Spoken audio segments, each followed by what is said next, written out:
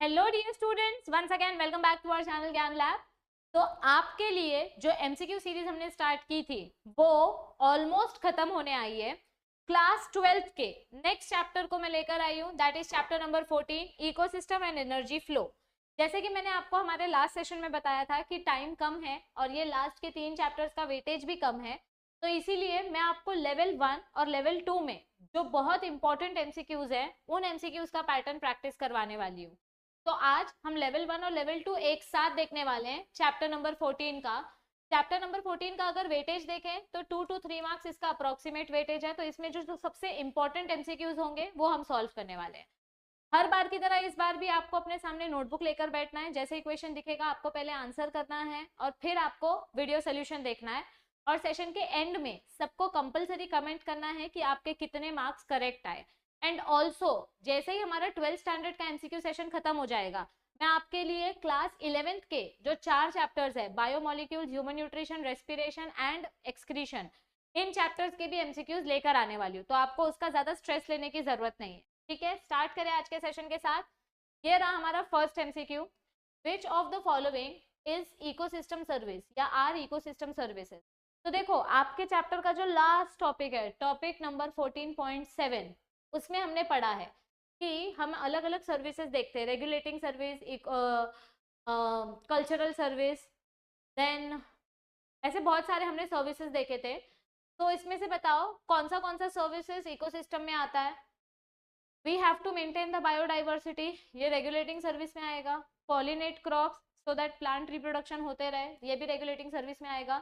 Provide cultural and spiritual value, यानी कि हमारे इकोसिस्टम को थैंक यू भी तो बोलना जरूरी है। जैसे हम बरगद की पेड़ की पूजा करते हैं वट पूर्णिमा के दिन, तो वैसे ही we provide cultural and spiritual values to our nature. So ये तीनों के तीनों ऑप्शंस इकोसिस्टम सर्विसेज में आते हैं। So all of these is correct. ये देखो, हमको बायोडाइवर्सिटी भी मेंटेन करना है, हमको पॉलिनेशन भी करना है, हमको कल्चर भी मेंटेन करके रखना है, तो it includes everything. Ecosystem services में सब कुछ आ जाता है। Next, okay, match the following and select the correct option. चलो match the following, match the following खेलते हैं। ओके, अर्थवर्म क्या करता है, किसी भी डेड सब्सटेंस को ब्रेक डाउन करने में हेल्प करता है। सक्सेशन की जब हम बात करते हैं, प्राइमरी सक्सेशन, सेकेंडरी सक्सेशन, तो शुरुआत हमेशा पायनियर स्पीशीज से होती है। तो सक्सेशन का आंसर आएगा पायनियर स्पीशीज, मतलब बी का आंसर आएगा 1। आंसर या तो ये है या तो ये है, दो ऑप्शंस कट कर दो, elimination strategy. Supporting ecosystem and regulating ecosystem, support करना यानी बायोडाइवर्सिटी को आगे बढ़ाना, और रेगुलेशन यानी कि बैलेंस करना। तो सपोर्टिंग इकोसिस्टम में पॉलिनेशन, रेगुलेटिंग, मतलब सी का आंसर आएगा 4, सी का आंसर 4। और रेगुलेटिंग इकोसिस्टम में क्या आएगा, वेस्ट डिकम्पोजिशन, हम बैलेंस करने की कोशिश कर रहे हैं। और अर्थवर्म क्या करता है, डेड सब्सटेंस को ब्रेक डाउन करने में हेल्प करता है। तो इसका आंसर क्या आएगा, ऑप्शन नंबर डी करेक्ट। ये अर्थवर्म के बारे में हमने एकदम स्टार्टिंग वाले टॉपिक में पढ़ा है, डिकम्पोजिशन वाला जो स्टेप है ना, उसमें फ्रेगमेंटेशन वाला जो स्टेप है वो स्टार्ट होता है अर्थवर्म से। Next, lotus in hydrarch represent what. देखो, ये हाइड्रार्क सक्सेशन के बारे में बता रहे हैं। हाइड्रार्क में हम अलग अलग सक्सेशन देखते हैं। सबसे पहले शुरुआत होती है फाइटोप्लैंक्टन्स के साथ, फिर उसके बाद छोटे छोटे प्लांट्स की शुरुआत होती है। तो हाइड्रार्क सक्सेशन में लोटस क्या बताता है, लोटस कहाँ उगता है, पानी के ऊपर, लेकिन लोटस में रूट्स भी होते हैं। तो lotus show rooted floating stage. Lotus क्या रिप्रेजेंट करता है, इसमें रूट है पर ये फ्लोट कर रहा है, पानी के ऊपर फ्लोट करता है, तो it shows rooted floating stage. Common sense use करना है, रट्टा नहीं मारना है। यहाँ पे आपको आंसर्स भी दिए हैं। रूटेड फ्लोटिंग का एग्जांपल दिया है लोटस। रूटेड सबमर्ज्ड, ऐसे प्लांट्स जिनमें रूट है बट पानी के नीचे होते हैं, तो उसका एग्जांपल है हाइड्रेला। फ्री फ्लोटिंग प्लांट्स का एग्जांपल है pistia, they don't have any roots. तो you have to remember these examples. Okay, next, find out the correct statement. Succession is an orderly sequence of change in vegetation. Correct. Succession process step by step होता है। अचानक से एक दिन आप उठते हो और अचानक से आपको नया जंगल देखने नहीं मिलता है, ये एक स्टेप बाय स्टेप प्रोसेस है। इन succession both autotrophic and heterotrophic organisms participate. Autotrophic heterotrophic दोनों पार्टिसिपेट करेंगे क्या, सोचो। क्लाइमेक्स कम्युनिटी इज अनस्टेबल, तो ये वाला करेक्ट है बट ये वाला स्टेटमेंट रॉन्ग है। क्लाइमेक्स कम्युनिटी यानी final stage of the succession, it is not unstable. Climax community is stable जब तक हमारा एनवायरमेंट कांस्टेंट रहेगा, टिल एनवायरमेंट इज कांस्टेंट। अगर एनवायरमेंट फ्लक्चुएट हुआ तो क्लाइमेक्स कम्युनिटी फ्लक्चुएट होगी, जैसे अर्थक्वेक आ गया, सुनामी आ गया, लावा फूट गया, तो फिर क्लाइमेक्स कम्युनिटी चेंज होगा। Otherwise climax community is always stable, क्योंकि वो एंड स्टेज है। तो only option number A and option number B are correct state.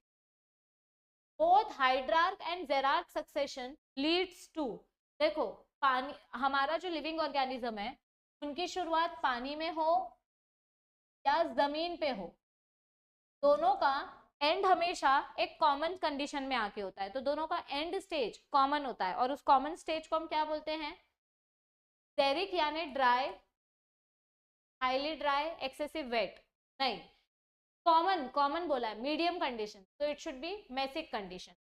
हाइड्रार्क and xerarch दोनों की एंड जो होती है वो हमेशा मेसिक कंडीशन में होती है। It is neither too dry nor too wet. Next, primary succession is the development of communities on dash. Primary succession कहाँ होता है? जहां पे पहले कभी कुछ भी नहीं था, जहां पहले एक भी लिविंग ऑर्गेनिज्म नहीं था, मतलब जहां पे अभी अभी नया लावा फूटा हो, या जहां पे अभी नया पॉन्ड बनाया हो, या न्यू लैंड पे एग्रीकल्चर करना स्टार्ट किया हो, मतलब जहां पहले एक नामो निशान भी नहीं था लिविंग ऑर्गेनिज्म का, वहां पे जब कुछ नया ग्रो होना स्टार्ट होता है तो उसको बोलते हैं primary succession. Newly exposed igneous rock, अगर आग लगने की वजह से फॉरेस्ट तबाह हो गया, मतलब वहां फॉरेस्ट पहले था, जो चीज पहले थी वहां अगर वापस से सेकेंड टाइम कुछ स्टार्ट हो रहा है तो वो सेकेंडरी सक्सेशन है। यहाँ पे भी पहले क्रॉप्स होते थे, हमने ये क्रॉप की फील्ड को काट के फिर से एग्रीकल्चर स्टार्ट किया, तो यहाँ पे हम सेकेंड टाइम कर रहे हैं, secondary succession. Excessive wet conditions नहीं, newly exposed rock is our primary succession वाला एरिया। ये देखो यहाँ पे दिया है प्राइमरी सक्सेशन कहाँ कहाँ देखने मिलता है? Newly formed volcanic island, newly cooled lava, या न्यूली फॉर्म्ड रॉक्स, या नया नया पॉन्ड या रिजर्वॉयर बनाया है। The first stage of primary succession on a bare rock is, bare rock मतलब क्या होता है? ऐसा पत्थर जिसमें कोई न्यूट्रिएंट्स नहीं है, उसमें सिर्फ फॉस्फोरस है। तो पत्थर के ऊपर जब लाइकेंस की ग्रोथ होती है, यहाँ पे जब लाइकेंस की ग्रोथ होती है, ये कौन से लाइकेंस हैं? क्रस्टोस लाइकेंस। ये क्रस्टोस लाइकेंस क्या करते हैं? दे सेक्रीट एसिड। एसिड के वजह से क्या होता है? पत्थर का वेदरिंग हो जाता है, it occurs in weathering of rock. पत्थर टूटेगा तो सॉइल बनेगी, जिसके वजह से धीरे धीरे आपको हर्ब्स, मॉसेस, ग्रासेस देखने को मिलेंगे। तो पत्थर के ऊपर जो पहला पायनियर स्पीशीज ग्रो होता है, द फर्स्ट स्टेज मतलब Pioneer species on rock is lichens, और वो भी कौन सा लाइकेन? क्रस्टोस लाइकेन। तो आंसर क्या आएगा इसका? ऑप्शन नंबर ए। ये देखो पत्थर के ऊपर सबसे पहले किसकी ग्रोथ होती है? लाइकेंस। नेक्स्ट, अच्छा इधर आंसर तुमको दिख रहा है, चलो देख के बताओ क्या आएगा। आंसर मैंने बता दिया है। Which one of the following statement is correct for secondary succession? सेकेंडरी सक्सेशन कभी न्यू पत्थर पे स्टार्ट होगा क्या? नहीं, it will start in primary succession. It occurs on a deforested site, correct, जहां पे पहले फॉरेस्ट हुआ करता था वहां पे ये होगा। It is slower then primary succession, गलत। प्राइमरी सक्सेशन सेकेंडरी सक्सेशन से काफी ज्यादा फास्ट होता है। Secondary succession is not affected by human disturbances, गलत। सेकेंडरी सक्सेशन ह्यूमंस की वजह से डिस्टर्ब होता है। तो यहाँ पे राइट आंसर क्या आएगा? देख के बताओ। Secondary succession occurs on a deforested area, जहां पे पहले फॉरेस्ट हुआ करता था। ठीक है, next, which among the following acts as global sink for CO2? Sink मतलब क्या होता है? जहां पे हमारा CO2 जाके जमा हो जाता है। तो पूरे वर्ल्ड में सबसे ज्यादा CO2 कहाँ पाया जाता है? पत्थर में तो फॉस्फोरस पाया जाता है, कार्बन डाइऑक्साइड नहीं होता। एटमॉस्फेयर में CO2 होता है, लकड़ी जला के CO2 मिलता है, ओशन में भी CO2 है, बट सबसे ज्यादा CO2 कहाँ है? थ्योरी अगर किसी ने रीड की होगी तो सबसे ज्यादा CO2 ओशंस में है। ये देखो सबसे ज्यादा CO2 कहाँ पे प्रेजेंट है? The oceans and other water bodies absorb some carbon in the form of CO2, the carbon is dissolved in the ocean. तो सबसे ज्यादा CO2 ओशन फॉर्म में है। कहां पर है सबसे ज्यादा CO2? It is formed in the major amount in ocean. Okay, आपको फिर से एक बार याद दिला देती हूँ, हमारे ऐप पे हमने फ्री मॉक टेस्ट अपलोड किए हैं 200 MCQs के। आपको बस ऐप लॉगिन करके फ्री मटेरियल सेक्शन जाके चेक करना है, और वहां पे आपको ये 2 फ्री मॉक टेस्ट मिल जाएंगे। 200 MCQs सॉल्व करके आपकी प्रैक्टिस बहुत अच्छे से हो जाएगी। और अगर आपको ये MCQs प्रैक्टिस करके अच्छा लगे, आपको और मॉक टेस्ट सॉल्व करना है, तो आप हमारा मॉक टेस्ट वाला कोर्स परचेस कर सकते हो। वरदान बैच में आपको वीडियो प्लस मॉक टेस्ट दोनों मिलेगा, यहाँ सिर्फ मॉक टेस्ट मिलेंगे। यहाँ पे हमने कौन से मॉक टेस्ट प्रोवाइड किए हैं, चैप्टर वाइज मॉक टेस्ट अलग है, 19 मॉक टेस्ट चैप्टर वाइज अलग है, और यहाँ पे 22 फुल लेंथ मॉक टेस्ट अलग है। मतलब 2200 MCQs प्लस यहाँ पे हर एक चैप्टर के 20 MCQs, मतलब 2500 के आसपास हमने आपको MCQs प्रोवाइड किए हैं। और ये सारे MCQs PYQ है, और सारे MCQs CET पैटर्न से सेट किए गए, जिससे आपकी परफॉर्मेंस इंप्रूव हो सके। तो मॉक टेस्ट परचेस करते वक्त अगर आपको कुछ कंफ्यूजन आता है तो आप हमें इस नंबर पे कांटेक्ट कर सकते हो। चलो आगे बढ़ते हैं। Alright, so let's move on to next question. अभी यहाँ पे हमको क्या पूछा गया है, for the sedimentary type of biogeochemical cycle the reservoir is dash. Sedimentary type मतलब क्या होता है, ऐसा न्यूट्रिएंट जो एटमॉस्फेयर में प्रेजेंट नहीं है, जो या तो पानी में मिलेगा या तो अर्थ क्रस्ट में मिलेगा, नीचे सेटल के फॉर्म में मिलता है। तो फॉर सेडिमेंट्री टाइप हमको न्यूट्रिएंट्स कहाँ मिलते हैं, अर्थ क्रस्ट में। वाटर मतलब नॉर्मल वाटर में नहीं मिलेंगे, वाटर की जगह अगर यहाँ पे ओशन लिखा होता तो हमको न्यूट्रिएंट्स ओशंस में मिलते हैं, बट ओशन नहीं दिया है, सिर्फ वाटर दिया है। तो हमारे जो न्यूट्रिएंट्स हैं ये कहाँ पर सेडिमेंट होते हैं, कहाँ पे नीचे जम जाते हैं, अर्थ क्रस्ट में। ये देखो, the sedimentary type of nutrient cycle is found in earth crust. Okay, next कौन सा न्यूट्रिएंट सेडिमेंट्री टाइप फॉलो करता है वो भी देखो। हाँ, फॉस्फोरस साइकिल, स्पेशली फॉस्फोरस हमको अर्थ क्रस्ट में देखने मिलता है। The energy pyramid in a terrestrial and pond ecosystem is respectively, मतलब आप एक्वेटिक सिस्टम की बात करो या टेरेस्ट्रियल इकोसिस्टम की बात करो, एनर्जी पिरामिड हमेशा कैसा होता है, ये इन्वर्टेड होगा, उल्टा होगा, या फिर सीधा होगा, upright, this is inverted, this is upright, या फिर दोनों हो सकता है। अभी इसके लिए आपको एक लॉ पता होना चाहिए, एनर्जी लॉ। एनर्जी लॉ हमको क्या बताता है कि हमेशा लोअर ट्रॉफिक लेवल से अपर ट्रॉफिक लेवल पे जब हम जाते हैं तो सिर्फ 10% एनर्जी ट्रांसफर होती है। तो जब हम एनर्जी ट्रांसफर की बात करते हैं, हमको पिरामिड सबसे ज्यादा नीचे देखने मिलता है, सबसे ज्यादा एनर्जी नीचे के पिरामिड में होती है। फिर नेक्स्ट लेवल आता है, फिर नेक्स्ट, फिर नेक्स्ट, यानी जैसे आप एक लेवल से दूसरे, दूसरे से तीसरे, तीसरे से चौथे लेवल पे जाओगे, एनर्जी कम कम होते जाती है। चाहे एक्वेटिक इकोसिस्टम हो, चाहे टेरेस्ट्रियल इकोसिस्टम हो, energy is always upright and upright. Terrestrial के लिए भी अपराइट, पॉन्ड के लिए भी इट इज अपराइट। ये लाइन चाहिए तो टेक्स्ट बुक में हाईलाइट करके रखो। Pyramid of biomass, pyramid of number और पिरामिड ऑफ एनर्जी की जब बात आती है, बायोमास वाला पिरामिड ओशन में इन्वर्टेड हो जाता है, नंबर वाला पिरामिड अलग अलग होता है, फॉरेस्ट में इन्वर्टेड हो सकता है, लेकिन एनर्जी पिरामिड कभी उल्टा होगा ही नहीं। एनर्जी पिरामिड किसी भी सिचुएशन में हमेशा अपराइट होगा, हमेशा सीधा रहेगा, it can never be inverted. So this line is very very very important. Okay, next, concept of ecological pyramids was given by, कौन से साइंटिस्ट ने इकोलॉजिकल पिरामिड्स का कॉन्सेप्ट दिया था। इसीलिए मैं आपको बार बार बोलती हूँ कि मैंने अपने ऐप पे जो साइंटिस्ट की पीडीएफ लिस्ट आपको दी है, वो पीडीएफ लिस्ट प्लीज डाउनलोड करके उसको पढ़ो।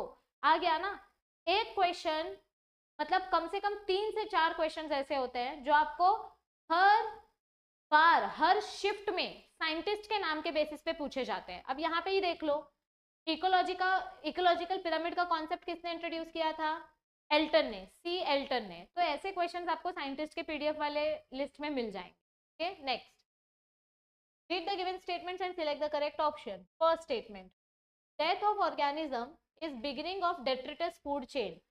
ऑर्गेनिज्म जब मर जाता है वहां से डेट्रिटस फूड चेन चालू होता है क्या, नहीं, ऑर्गेनिज्म मरने के बाद उसका ऑर्गेनिक मैटर जब बैक्टीरिया खाना स्टार्ट करता है तब हमारा डेट्रिटस फूड चेन चालू होता है। मतलब बैक्टीरिया की ग्रोथ जब होती है तब हमारा डेट्रिटस फूड चेन स्टार्ट होता है। डेट्रिटस यानी सड़ाना, सड़ाने के लिए बैक्टीरिया तो होना चाहिए। तो first statement is wrong, detritus food chain is not linked to grazing food chain at any level. अब ये गलत है ना, ग्रेज करना मतलब क्या होता है, चारा चरना। तो ग्रेजिंग फूड चेन और डेट्रिटस फूड चेन दोनों एक दूसरे से इंटरकनेक्टेड है, क्योंकि जब तक हमारे घास फूस, हमारी लीव्स मरेगी नहीं तब तक उसमें बैक्टीरिया की ग्रोथ नहीं होगी, और अगर बैक्टीरिया की ग्रोथ नहीं होगी तो डेट्रिटस फूड चेन चालू नहीं होगा। तो ग्रेजिंग फूड चेन के बाद ही डेट्रिटस फूड चेन शुरू होता है। So both the statements are incorrect because grazing food chain is connected with the detritus food. ये देखो, हमारा जो ग्रेजिंग फूड चेन है, ये ग्रेजिंग फूड चेन के बाद ही हमारे डेट्रिटस फूड चेन की शुरुआत होती है। और इस चेन की शुरुआत कैसे होती है? With the growth of bacteria on dead organic matter. Okay, next question, energy transfer from one trophic level to other trophic level in a food chain is dash. बताओ, मैंने अभी जस्ट बताया था कितना परसेंट एनर्जी ट्रांसफर होता है नीचे के ट्रॉफिक लेवल से ऊपर के ट्रॉफिक लेवल में, कितना परसेंट एनर्जी जाएगा? यस, लॉ भी पढ़ा है हमने इसका, डैश लॉ। कितना परसेंट एनर्जी ट्रांसफर होगा? Only 10% energy passes on. तो इस क्वेश्चन का आंसर क्या आएगा? नीचे से ऊपर सिर्फ 10% एनर्जी जाती है। तो आंसर कमेंट करो इसका जल्दी से नीचे। Next question, now again this is very important question, what percentage of PAR is captured by plants? PAR म्हणजे काय? Photosynthetically active radiation. देखो, हमारे सन से जितनी भी सनलाइट अर्थ पे आती है वो पूरी की पूरी सनलाइट हमारे प्लांट्स एब्जॉर्ब नहीं कर सकते, उसमें से सिर्फ थोड़ा सा ही सनलाइट प्लांट्स के लिए अवेलेबल होता है। और समझो अगर 50% सनलाइट प्लांट्स के लिए अवेलेबल है, तो इसमें से भी हमारे प्लांट्स कितना परसेंट सनलाइट एब्जॉर्ब करते हैं? Suppose 50% sunlight is available, photosynthetically active radiation is 50%, लेकिन इसमें से एक्चुअली कितना परसेंट सनलाइट एब्जॉर्ब होता है? इसमें से देखा जाए तो only 2 to 10% of radiation is absorbed by the plants. तो आंसर क्या आएगा? 2 to 10%. So this is also important and this is also important. Next, the flow of energy in the ecosystem is, energy दोनों direction में जा सकता है क्या? मतलब नीचे से ऊपर और ऊपर से नीचे। देखो, मैंने एनर्जी पिरामिड से रिलेटेड बहुत सारे क्वेश्चंस लाए हैं, क्योंकि पिरामिड से रिलेटेड एक क्वेश्चन आने के बहुत ज्यादा हाई चांसेस है इस चैप्टर में, नहीं तो और कुछ पूछने लायक है ही नहीं अगर एनर्जी पिरामिड्स के बारे में ना देखें। तो फ्लो ऑफ एनर्जी कैसा होता है? क्या ये दोनों डायरेक्शन में ट्रांसफर हो सकता है? नहीं। हमने क्या पढ़ा? एनर्जी सिर्फ नीचे से ऊपर के डायरेक्शन में, it acts only in one direction. ये साइक्लिक डायरेक्शन नहीं हो सकता, मल्टीपल डायरेक्शन में नहीं जा सकता, it can flow only in one direction. Flow of energy is always unidirectional, also very important. Which of the following are nature's cleaners? अभी इसमें से कौन से ऐसे ऑर्गेनिजम्स हैं जो डेड सब्सटेंसेस को खाते हैं, जो डेड ऑर्गेनिक मटेरियल को खाते हैं? ऐसे कौन से ऑर्गेनिज्म? पैरासाइट लिविंग ऑर्गेनिज्म का ब्लड सक करता है, तो ये लिविंग ऑर्गेनिज्म के ऊपर जिंदा रहता है, ये नहीं आएगा। कार्निवोर्स, हायर लेवल के जो एनिमल्स हैं ये अपने लोअर लेवल के एनिमल्स को खाते हैं, जैसे लायन डियर को खाता है, तो वो कार्निवोर हो गया। ये नेचर को क्लीन नहीं कर रहा है, ये नेचर को कम कर रहा है। हर्बीवोर्स सिर्फ प्लांट्स खाते हैं, तो ये भी नेचर को क्लीन नहीं करते। जब आपका ऑर्गेनिज्म मर जाता है, जैसे कॉकरोच मर गया या हमारा ब्रेड खराब हो गया, तो ब्रेड के ऊपर फंगस ग्रो होता है। अगर आपने केले का छिलका फेंक दिया ग्राउंड पे, तो उस केले के छिलके के ऊपर बैक्टीरिया की ग्रोथ होती है। तो ऐसे ऑर्गेनिजम्स जो डेड ऑर्गेनिजम्स को सड़ाने का काम करते हैं, नेचर को क्लीन करने का काम करते हैं, ऐसे एनिमल्स को हम स्कैवेंजर्स या फिर डीकम्पोजर बोलते हैं। जैसे कौवा, कौवा मरे हुए चूहे को खाता है, मरा हुआ ऑर्गेनिज्म खाता है, तो कौवा स्कैवेंजर है बिकॉज वो नेचर को क्लीन कर रहा है। लेकिन अगर कौवे के अलावा दूसरा एग्जाम्पल देखा जाए तो बैक्टीरियाज भी होते हैं जो डेड ऑर्गेनिक मटेरियल को खत्म करते हैं, तो डीकम्पोजर्स आएगा इसका। Decomposers are known as nature's cleaner. Next, the biomass available for consumption to heterotrophs and the rate of energy storage by consumers are defined as dash. बताओ क्या आएगा यहाँ पे? Biomass available for consumption to heterotrophs, मतलब plant से हमारे लिए कितना फूड अवेलेबल है, how much food is available for us from plants, and the rate of energy storage by consumers. हम कितना एनर्जी, हमारे लिए कितना एनर्जी अवेलेबल है, this is one question, and हम कितना एनर्जी स्टोर कर सकते हैं, दिस इज सेकेंड क्वेश्चन। तो बायोमास अवेलेबल फॉर कंज्यूमर्स, ये कौन से टाइप का प्रोडक्टिविटी है? Net primary productivity, gross primary productivity, क्या आएगा इधर पे? Biomass available for consumption is which type of productivity? Net primary productivity. और हम कितना एनर्जी स्टोर कर सकते हैं, that is secondary primary productivity. ये देखो, biomass available for consumption is net primary productivity, और उसमें से हम कितना स्टोर कर सकते हैं, how much we can store, ये देखो, the amount of energy available to the next consumer, that is called as secondary primary productivity. Next question, which of the following is not a consumer in an aquatic ecosystem, मतलब इसमें से कौन सा ऐसा organism है जो किसी और को नहीं खाएगा, नॉट अ कंज्यूमर। अभी देखो ऑर्गेनिजम्स दो टाइप के होते हैं, ऐसे ऑर्गेनिजम्स जो खाना बनाते हैं और ऐसे ऑर्गेनिजम्स जो खाना खाते हैं।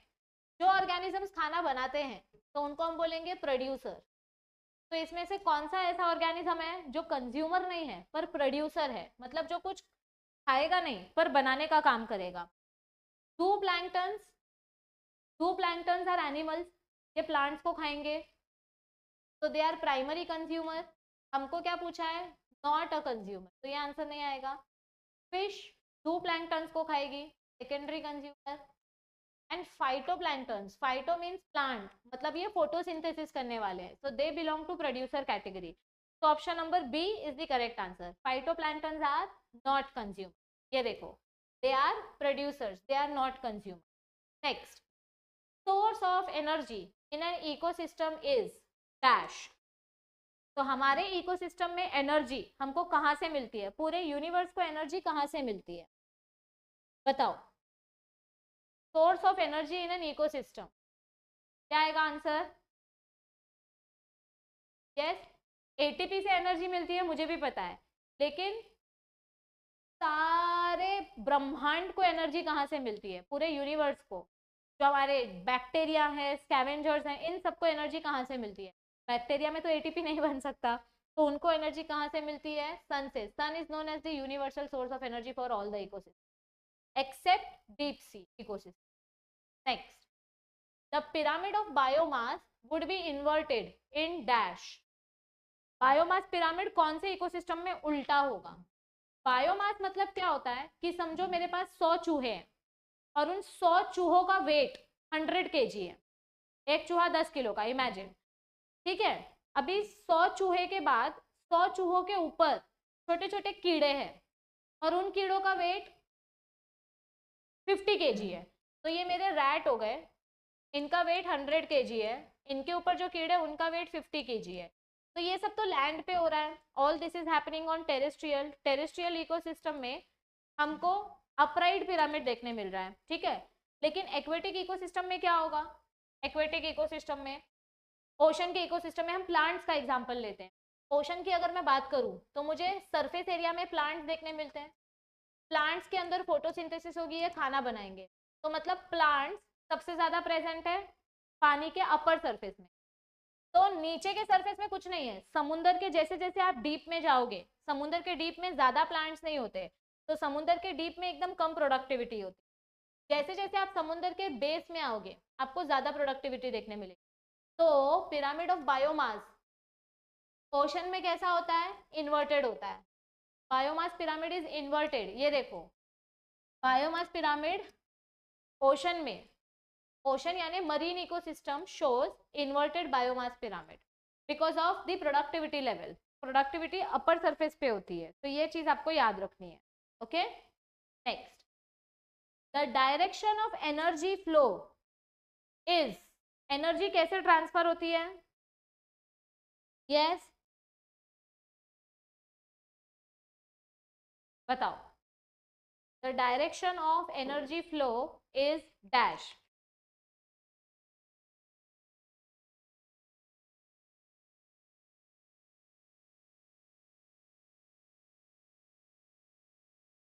सबसे पहले प्रोड्यूसर्स खाना बनाते हैं, तो पहला प्रोड्यूसर आना चाहिए, सेकंड प्राइमरी कंज्यूमर आना चाहिए, या ऐसे एनिमल्स जो प्लांट्स को खाते हैं, तो हर्बीवोर्स प्लांट्स को खाते हैं, तो this is primary, this is producer, this is primary consumer.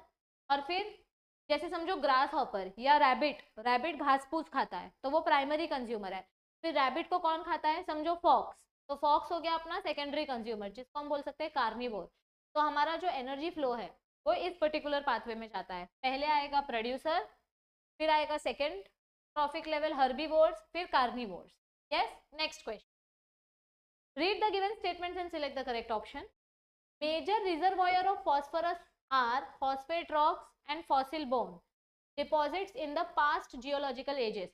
मतलब सबसे ज्यादा फॉस्फोरस हमको डिपॉजिटेड फॉर्म में मिलेगा, this is correct, first statement is correct. During weathering of rocks, मतलब जब पत्थर टूटते हैं, during breakdown of rocks, minute amount of these phosphates dissolve in soil solution, मतलब जब पत्थर टूटते हैं तो थोड़ा थोड़ा फॉस्फेट सॉइल में डिपॉजिट होने लग जाता है, and it is absorbed by the roots of the plants. तो ये भी करेक्ट है क्योंकि फॉस्फोरस सॉइल में प्रेजेंट है, तो सॉइल से ही फॉस्फोरस एब्जॉर्ब होगा। So statement number 2 is also correct. So both the statements are correct. Okay, next. During the stages of succession in a given ecosystem, the following changes in characteristics may be observed. चलो बताओ कौन से changes हमको देखने मिलते हैं in a given ecosystem? Okay, productivity, characteristic. Which one of the characteristics is responsible for apparent high degree of stability associated with climax ecosystem? देखो, early stage और लेट स्टेज की बात हो रही है। अर्ली स्टेज और लेट स्टेज, अर्ली मतलब पहले और लेट मतलब लास्ट में, क्लाइमेक्स कम्युनिटी। तो अर्ली स्टेजेस में टोटल ऑर्गेनिक मैटर कम होगा, लेट स्टेजेस में टोटल ऑर्गेनिक मैटर ज्यादा होगा। स्पीशीज अर्ली स्टेजेस में कम है, लेट स्टेजेस में ज्यादा है। करेक्ट, ये वाला करेक्ट है। साइज ऑफ द ऑर्गेनिज्म जरूरी थोड़ी है कि अर्ली स्टेज में छोटा हो सकता है पहले बड़े ऑर्गेनिज्म थे अब छोटे छोटे ऑर्गेनिजम्स हैं, तो ये इनकरेक्ट है। अर्ली स्टेजेस में पहले प्लांट्स ज्यादा होते थे ना, तो पहले प्रोडक्टिविटी ज्यादा होती थी, धीरे धीरे करके प्रोडक्टिविटी कम हो रही है। फूड चेन्स की अगर हम बात करें तो अर्ली स्टेजेस में शॉर्ट एंड लेट स्टेजेस में लॉन्ग, ये भी हो सकता है। तो अभी यहाँ पे पूछा विच one of the following characteristic is responsible. तो ये देखो, मुझे जहां तक समझ में आ रहा है अर्ली स्टेजेस में जब हम पायनियर स्पीशीज की बात करते हैं, अगर हमारे पास ज्यादा प्लांट्स नहीं है तो वो प्लांट्स प्रोडक्टिविटी ज्यादा नहीं करेंगे। अगर प्रोडक्टिविटी नहीं होगी तो ऑर्गेनिक मैटर अपने पास ज्यादा नहीं रहेगा, तो there will be low productivity at early stages and high productivity at late stages. But यहाँ पे एनिमल्स भी कम है ना। यहाँ पर अर्ली स्टेज में ऑर्गेनिक मैटर की अगर मैं बात करूं तो यहाँ पे प्लांट्स के साथ साथ एनिमल्स भी कम है, और यहाँ पर आपको प्रोडक्टिविटी कंपैरेटिवली थोड़ी ज्यादा देखने को मिलेगी। ठीक है, प्लांट्स का ग्रोथ स्लो हो रहा है, एनिमल्स का भी ग्रोथ स्लो हो रहा है, लेकिन अगर मैं स्पीशीज वैरायटी की बात करूं तो मेरे पास स्पीशीज कम है। अर्ली स्टेज में स्पीशीज कम है, लेट स्टेजेस में स्पीशीज का पॉपुलेशन ज्यादा है। देखो सिंपल भाषा में क्वेश्चन एक्सप्लेन करती हूँ। आपको क्या पूछा गया है, स्टेबिलिटी के बारे में पूछा गया है कि सबसे ज्यादा स्टेबिलिटी कैसे इंक्रीज हो रही है and which is associated with climax community. अगर हम क्लाइमेक्स हिसाब से देखें तो क्लाइमेक्स इकोसिस्टम में लेट स्टेजेस में अपने को ज्यादा वैरायटी देखने को मिलती है। आपको क्लाइमेक्स कम्युनिटी में टोटल ऑर्गेनिक मैटर हाई नहीं मिलेगा। ये देखो, ये स्पीशीज स्टेबल नहीं है, टोटल ऑर्गेनिक मैटर प्रोडक्टिविटी के हिसाब से चेंज होता है। अगर हमने जंगल काट दिया तो प्रोडक्टिविटी कम हो जाएगी, जिसकी वजह से टोटल ऑर्गेनिक मैटर कम हो जाएगा। कम भी हो सकता है, ज्यादा भी हो सकता है। So this is not stable, this is also not stable, this is also not stable. But species का काउंट स्टेबल रहता है क्लाइमेक्स कम्युनिटी के हिसाब से। तो only option number B shows stable growth. तो this is your correct answer. अगर ऐसा टाइप का क्वेश्चन आया और तुमको ज्यादा कंफ्यूजिंग लगा तो ऐसे क्वेश्चन को लास्ट में अटेम्प्ट करने का, इतना टाइम वेस्ट नहीं करने का। ठीक है, next, which of the following statement is false? Okay, the pyramid of number of single tree in forest is inverted। हमको इधर दिया है pyramid of number of single tree। अगर अपने पास सिर्फ एक झाड़ है, एक सिंगल ट्री है और इसके ऊपर बहुत सारे बर्ड्स हैं, मतलब आई हैव वन ट्री, इस ट्री के ऊपर बहुत सारे बर्ड्स हैं और उन बर्ड्स के ऊपर बहुत सारे इंसेक्ट हैं, तो ये पिरामिड कैसे हो रहा है? ये पिरामिड इन्वर्टेड फॉर्म में जा रहा है। तो दिस इज करेक्ट। हमको फॉल्स स्टेटमेंट फाइंड आउट करने बोला है, ये ट्रू स्टेटमेंट है। There is loss of energy in the form of heat during energy flow from one trophic level to another. Correct, energy जब ट्रांसफर होती है तो 10% एनर्जी ट्रांसफर होती है, बाकी एनर्जी लूज हो जाती है। detritus food chain begins with dead organic matter. This is also correct. Primary consumers belong to first trophic level. ये गलत है ना? फर्स्ट ट्रॉफिक लेवल पे प्लांट्स आने चाहिए, मतलब प्रोड्यूसर्स आने चाहिए, तो यहाँ पे आंसर डी आएगा। डी वाला स्टेटमेंट रॉन्ग है, this is the false statement. Okay, next, ये देखो, फर्स्ट ट्रॉपिक लेवल में हमेशा प्रोड्यूसर्स आने चाहिए। Identify the correct match and select the correct option. जब हम फॉसिल फ्यूल्स जलाते हैं तो क्या हमको फॉस्फोरस मिलता है? गलत, हमको कार्बन मिलता है। हमको करेक्ट पेयर बताना है, तो फर्स्ट इज गलत। पायनियर स्पीशीज आर लाइकेंस, बराबर। Lichens, crustose lichens will secrete acid, it will result in weathering of rocks. Secondary succession मतलब जला हुआ फॉरेस्ट, करेक्ट। फॉरेस्ट पहले से था लेकिन उधर आग लग गई, अब उधर पे फिर से नया फॉरेस्टेशन स्टार्ट हो रहा है, तो वो सेकेंडरी सक्सेशन का example, also correct. Pyramid of biomass in sea is upright, this is wrong. Sea में बायोमास पिरामिड कैसा होता है? ये देखो इधर पे हमने पढ़ा था ना, कहाँ गया?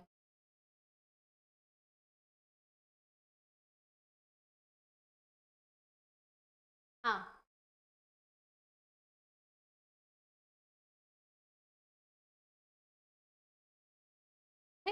हाँ, पिरामिड ऑफ बायोमास, शी क्वेश्चन ही नहीं, अभी तो अपन ने देखा था।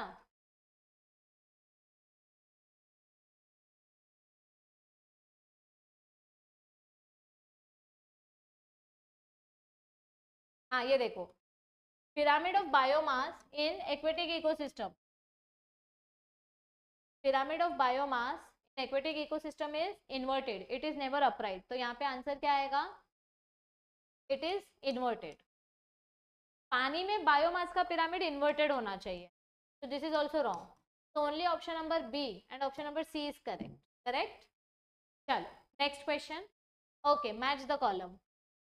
फ्रेगमेंटेशन, लीचिंग एंड कैटाबॉलिज्म के कुछ इंपॉर्टेंट स्टेप्स हमको बताए गए हैं और हमको बताना है करेक्ट ऑप्शन क्या है। ओके, सबसे पहले फ्रेगमेंटेशन मतलब क्या होता है वो देखते हैं। अच्छा, इधर दिया है definition, detritivores, decomposers. Okay, fragmentation, leaching और कैटाबॉलिज्म। फ्रेगमेंटेशन मतलब क्या होता है? डेड ऑर्गेनिज्म को ब्रेक डाउन करना। लीचिंग मतलब क्या होता है? डिपोजिशन ऑफ द मिनरल्स, जब हमारा पत्ता सड़ जाता है तो उसके मिनरल्स नीचे डिपॉजिट हो जाते हैं। और कैटाबॉलिज्म में क्या होगा? ऑर्गेनिज्म का जो ऑर्गेनिक मटेरियल है उसको हम ब्रेक डाउन कर रहे हैं। ओके, तो फ्रेगमेंटेशन स्टार्ट होता है अर्थवर्म से। पहले तो पत्ते पे जो अपना लीफ है, जो सड़ा हुआ लीफ है, उसमें पहले होल करना पड़ेगा, जो अर्थवर्म करता है। तो डेट्रीवोर यानी earthworm break down detritus into small particle, ये एग्जांपल आएगा फ्रेगमेंटेशन। तो फ्रेगमेंटेशन के लिए ऑप्शन नंबर 1, फ्रेगमेंटेशन के लिए ऑप्शन नंबर 1। नेक्स्ट, water soluble inorganic nutrients soil में जाके डिपॉजिट हो जाएंगे, दिस इज लीचिंग। तो लीचिंग का आंसर आएगा ऑप्शन नंबर 2, लीचिंग का आंसर आएगा ऑप्शन नंबर 2, लीचिंग का answer option number 2, yes. Decomposers, for example bacteria, they excrete enzymes and they degrade detritus, simple organic substance. तो ये हो गया कैटाबॉलिज्म। कैटाबॉलिज्म मतलब break down of organic matter. तो catabolism का आंसर आएगा 3। तो कैटाबॉलिज्म में 3 इधर है और इधर है, तो ये तीनों ऑप्शंस करेक्ट जा रहे हैं। तो हमारा करेक्ट आंसर क्या होगा? Option number C. Next, a community that starts the process of succession in a habitat is called as dash community. A community that starts the process of succession. Yes, succession process कौन सी community से start होता है? ज़ेरार्क succession की बात करेंगे तो lichen से start होता है, हाइड्रार्क सक्सेशन की बात करेंगे तो प्लैंक्टन से स्टार्ट होता है। तो फर्स्ट स्पीशीज को हम बोलते हैं Pioneer community, which helps in the growth of the organisms without any availability of resource. And the last question is, of the total incident radiation, less than -% of it is photosynthetically active radiation. कितना radiation photosynthesis करने के लिए available होता है? Sun से बहुत ज्यादा sunlight आती है, लेकिन इसमें से कितनी सनलाइट एक्चुअली अवेलेबल होती है बताओ? How much sunlight is actually available for photosynthesis? 50%। This is called as photosynthetically active radiation. तो आज के सेशन में आपके कितने एमसीक्यूज राइट आए? जल्दी जल्दी नीचे कमेंट करो। हमारे ऐप पे हमने जो फ्री साइंटिस्ट वाली लिस्ट दी है और फ्री मॉक टेस्ट दिया है, ये आप मॉक टेस्ट अटेम्प्ट करो। 200 एमसीक्यूज दिए हैं, आपको बस लॉगिन करके फ्री मटेरियल में टेस्ट वाले फोल्डर में जाके चेक करना है। अगर आपको और मॉक टेस्ट सॉल्व करने हैं तो हमारा जो मॉक टेस्ट वाला कोर्स है, यहाँ पे आपको 2200-2300 से भी ज्यादा एमसीक्यूज मिलेंगे, क्योंकि यहाँ पे फुल लेंथ मॉक टेस्ट भी दिया है, चैप्टर वाइज मॉक टेस्ट भी दिया है। अगर आपको लेक्चर के साथ मॉक टेस्ट सॉल्व करना है, मतलब लाइव लेक्चर्स भी देखने हैं और मॉक टेस्ट भी चाहिए, दोनों चाहिए, तो आप वरदान बैच ज्वाइन कर सकते हो। मॉक टेस्ट में हमने जितने भी क्वेश्चन सेट किए हैं सब सीईटी पैटर्न के हिसाब से सेट किए हैं ताकि आपकी प्रिपरेशन अच्छे से हो सके। अगर आपको कोर्स परचेस करते वक्त कोई प्रॉब्लम होती है तो आप हमें अपने हेल्पलाइन नंबर पे कॉल कर सकते हो, मैसेज कर सकते हो। अगर किसी को फाइनेंशियल प्रॉब्लम है तो यूट्यूब से आप फ्री एमसीक्यू सीरीज फॉलो करो, लेकिन कुछ भी करके पढ़ाई करना स्टार्ट करो क्योंकि अब बहुत कम टाइम बचा है और अपना ऑलमोस्ट 12th का पूरा सिलेबस हो गया। अब मैं नेक्स्ट सेशन में चैप्टर नंबर 15 लेकर आऊंगी, लेकिन उससे पहले सब लोगों को कमेंट करना है कि आज 30 एमसीक्यूज में से आपको कितने मार्क्स मिले। जल्दी से जल्दी इस वीडियो को अपने फ्रेंड्स के साथ शेयर करो क्योंकि हम जो लाइव सेशंस चालू कर चुके हैं उन लाइव सेशंस का या जो करने वाले उन लाइव सेशंस का नोटिफिकेशन आपके सभी फ्रेंड्स तक पहुंचना चाहिए। तो आप भी चैनल को सब्सक्राइब करके रखो, अपने फ्रेंड्स को भी बोलो चैनल को सब्सक्राइब करके रखें ताकि किसी का भी कोई भी नोटिफिकेशन मिस ना हो। I will see you all very soon, stay tuned and keep study. Bye bye.